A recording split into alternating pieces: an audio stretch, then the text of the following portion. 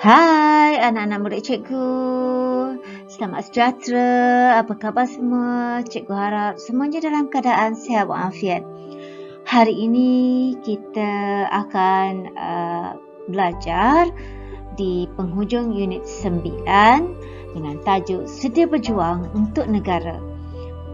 Di dalam pelajaran ini, cikgu akan fokus di muka surat 85, 86 dan juga 88. Sebelum itu, mari cikgu terangkan apakah objektif pelajaran kita pada hari ini.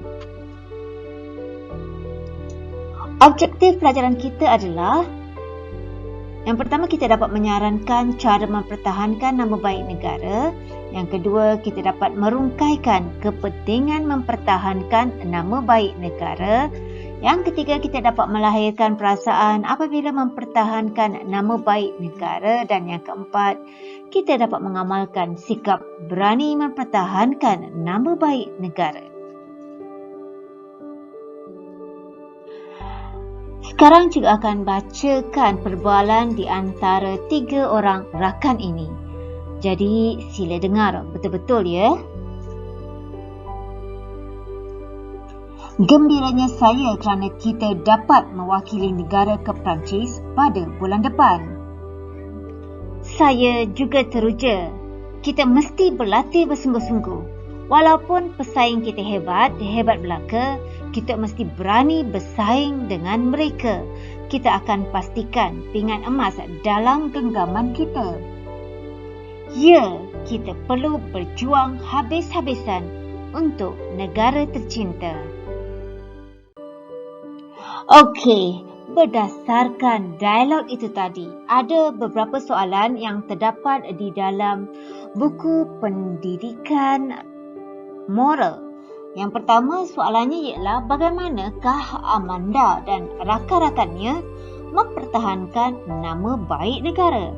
Jadi di sini jawapannya ialah mereka berlatih bersungguh-sungguh dan berani untuk bersaing dengan pihak lawan.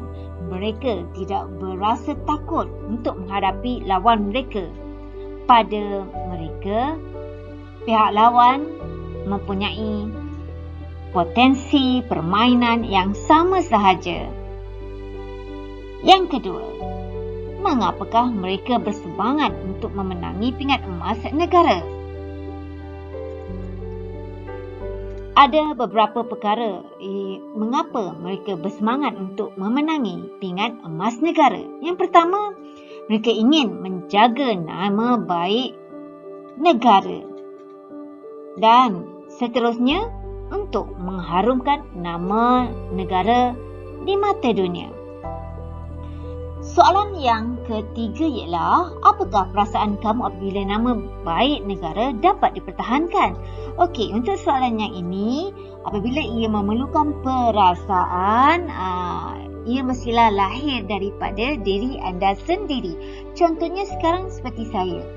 Apakah perasaan kamu apabila nama baik negara dapat dipertahankan? Okey, jika saya akan kata saya akan berasa bangga dapat menaikkan nama negara, menjadikan negara kita terkenal di mata dunia dan negara-negara lain tidak akan merendah-rendahkan negara kita. Jadi cikgu harap untuk bahagian soalan nombor 3 ni, awak boleh jawab berdasarkan apa pendapat anda. Mari kita teruskan pelajaran kita pada hari ini. Okey, kemudian kita ada permainan berani bertindak. Untuk permainan ini, anda perlu mengisi di tempat kosong. Ada beberapa set soalan, iaitu ada 6. Jadi macam mana awak nak cari jawapan? Di sebelah bawahnya ada terdapat kad-kad misteri. Kad-kad misteri ini contohnya 1, 4, 9, 12. Macam tu. Kad-kad misteri ini mengandungi huruf-huruf. Jadi awak boleh tengok di papan misteri ni bagi mendapatkan jawapan di atas. Jadi awak bolehlah bermain bersama rakan-rakan ataupun adik-beradik anda di rumah. Jadi jangan lupa untuk mencuba ya.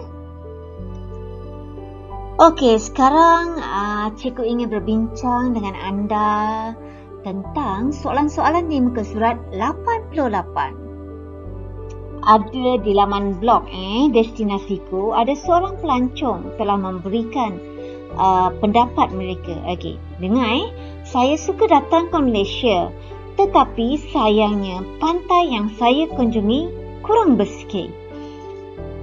Jadi, apakah perasaan kamu apabila membaca pandangan pelancong asing tersebut? Berikan sebab. Okey, cikgu berikan contoh. Saya berasa sedih kerana terdapat segelintir manusia yang tidak tahu menjaga kebersihan pantai dan menjaga nama baik negara. Kemudian soalan yang kedua, sanggupkah kamu memberikan penjelasan tentang pandangan pelancong tersebut? Mengapa? Contoh jawapannya ialah, sebagai rakyat Malaysia, saya sanggup untuk berhadapan dengan pelancong asing yang memberi kenyataan sebegitu. Saya patut mempertahankan nama baik negara. Dan soalan yang ketiga adalah, apakah kesan yang akan dihadapi jika rakyat tidak berani mempertahankan nama baik negara? Contoh jawapannya ialah, pelancong asing akan terus memburuk-burukkan nama negara sehingga akan menjejaskan sektor pelancongan yang menyumbang kepada ekonomi negara, dan seterusnya nama negara akan tercemar. Okey, sekarang kita akan berbincang untuk menjawab soalan di bahagian yang kedua. Teliti gambar di sebelah ni. Nyatakan ciri-ciri keberanian yang ditunjukkan oleh Dato' M. Magendran, Dato' N. Mohanandas dan Alia Yong. Jadi contoh jawapannya ialah, ciri-ciri itu ialah keazaman yang kental untuk menawan gunung yang tertinggi di dunia dan sanggup untuk menggadai nyawa demi negara tercinta. Okey, sekarang yang kedua, huraikan kepentingan mempertahankan nama baik negara dalam pelbagai bidang. Contoh jawapannya ialah, ia dapat mengharumkan nama negara di persada dunia dan memberi tanggapan yang baik oleh negara-negara luar. Soalan yang ketiga, bagaimanakah kamu menunjukkan sikap berani mempertahankan nama baik negara? Contohnya adalah, contoh jawapannya, dengan berjuang, dengan bersungguh-sungguh dan tidak mudah menyerah kalah. Jadi, itulah sahaja perbincangan kita pada hari ini. Ya, anak-anak murid cikgu, sebelum cikgu mengakhiri pelajaran kita, mesti ada tugasan yang cikgu akan beri. Jadi, tolong jawab soalan di muka surat 85 dan juga di muka surat 88. Akhir sekali, jika dah siap, jangan lupa hantar kepada cikgu. Akhir kata, jaga kesihatan, jaga pemakanan.